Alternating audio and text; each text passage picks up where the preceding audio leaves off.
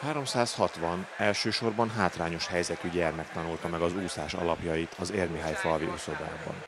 Az önkormányzat és a térség 3 oktatási intézményének közös projektjét egy jótékonysági esemény zárta, ahol a gyermekek bemutatták tudásukat a szülők és a barátok nagy örömére.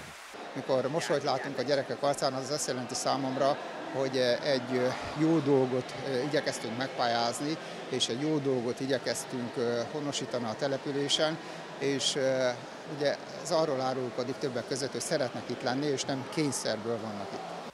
A projektben résztvevő gyermekek többsége egyáltalán nem tudott úszni, az alapokat a tanmedencében sajátították el.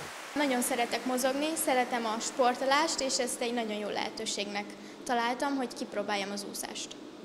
Tudtál úszni? Egyáltalán nem tudtam úszni. Volt egy nagyon rossz élményem a vízzel, egyszer majdnem megfulladtam, és most sikerült legyőznöm a félelmemet is, már egyáltalán nem félek a víztől, és már elég jól tudok úszni.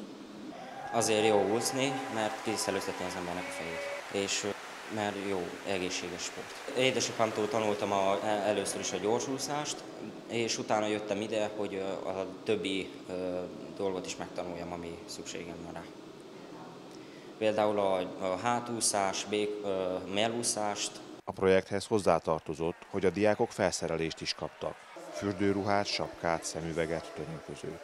Ezen kívül egy ebédet is biztosítottak. A projekt egyik célja volt, hogy csökkentsék a korai iskola elhagyók számát, hiszen csak azok vehettek részt a tevékenységen, akik rendszeresen jártak iskolába is. A Swimmatlon célja tulajdonképpen az volt, hogy bemutassuk, amit elsajátítottak a gyerekek, és ezáltal ösztönözzük azt, hogy fenntartható legyen ez a projekt. Tehát maga ez az úszoda úgy fog tovább működni, hogyha az emberek jönnek, kihasználják a lehetőségeket. Úgy a gyerekek, mint a felnőttek, lehet ez egy családi esemény, egy családi program, és akár a környező települések lakosai is.